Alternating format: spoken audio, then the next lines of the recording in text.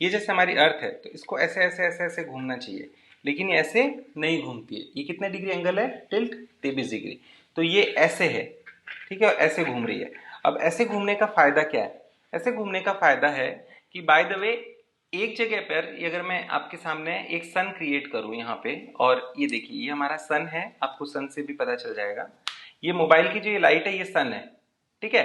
अब अगर ये सीधी होती तो ये सन इसके एंगल में होता, और सन इस तरह से गोल गोल गोल गोल गोल गोल घूमता, और पूरे टाइम में, पूरे दिन में सन इसके इक्वल ही रहता। मतलब ये यहाँ पे है, यहाँ पे है, यहाँ पे, यहाँ पे, यहाँ पे, ये जो इसकी अर्थ चारों तरफ घूम रही है, अगर ये एकदम सीधी और गोल गोल घूमती तो इसमें कोई परिवर्तन नहीं होता, चेंज नहीं होता। लेकिन अब ये कैसे है? ऐसे तिरछी है।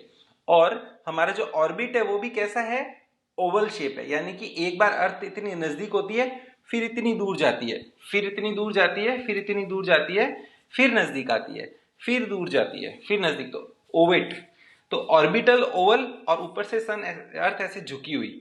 तो ऐसा करने के कारण हमारा जो ये अर्थ के तीन पार्ट है, बाय द वे नॉर्थ और साउथ हेमिस्फीयर है, और बीच का जो ये सेंटर लाइन है, इसमें सन कभी तो इतना नजदीक होता है, और कभी, जैसे अगर सन इसके इतना नजदीक है, इस चीज के इतना नजदीक है, ये आपको इंडिया दिख रहा है ना ये पेपर पे, तो इंडिया के एक बार इतना नजदीक है, लेकिन जैसे ही अर्थ उल्टी हुई तो सन कितना दूर हो गया, है ना, वापस अर्थ नजदीक आ गई।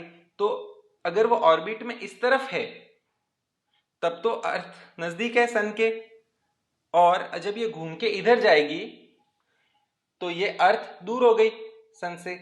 समझ में आ गया ना?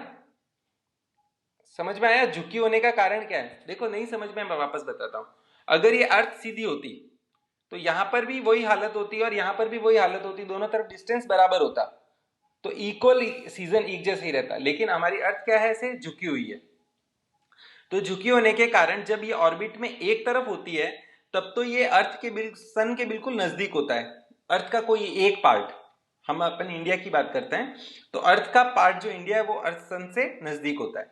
और जब ये ऑर्बिट में घूम के साल के दूसरे भाग में यहां चली जाती है तो वो अर्थ का पार्ट दूसरा हो जाता है, क्योंकि अर्थ तो ऐसे झुकी हुई है। यहां पे जो थी अब ये दूर हो गया, ये नजदीक हो गया, ये दूर हो गया। तो जब सन के वो नजदीक होती है तो वो सनलाइट डायरेक्ट पड़ती है, और सनलाइट ज्यादा पड़ती है, और ज्यादा पड़ेगी तो कौन सा सीजन होगा? कौन सा सीजन होगा? आंसर लिखो फटाफट। अगर सनलाइट डायरेक्ट पड़ेगी हमारी अर्थ पे तो कौन सा सीजन होना चाहिए? हाँ, मेरे पास आंसर आ चुका है। आरुषि का, प्रणव का, ऋतुजा का बिल्कुल सही आंसर है समर। रिया, ईश्वरी, अक्षय, उन्होंने भी सही आंसर दिया है समर।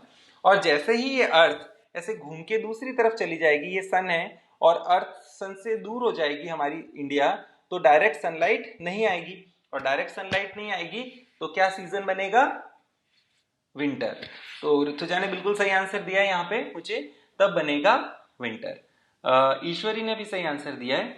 तो कुल मिला के हम जो कहते हैं कि हमारे सीजन चेंज होते हैं, समर और विंटर, वो क्यों होते हैं? पहला हम बताएंगे किसी को कि हमारी अर्थ 23.5 डिग्री एंगल पे टिल्ट है, पहला। और दूसरा, हमारा अर्थ जो है वो सन के चारों तरफ सर्कुलर चक्कर नहीं लगा के सेमी सर्कुलर ओवल शेप चक्कर लगाता है। इस कारण से कभी वो सन से बहुत नजदीक होता है, कभी बहुत दूर होता है। इस कारण से सीजन चेंज होते हैं। सबको समझ में आ गया?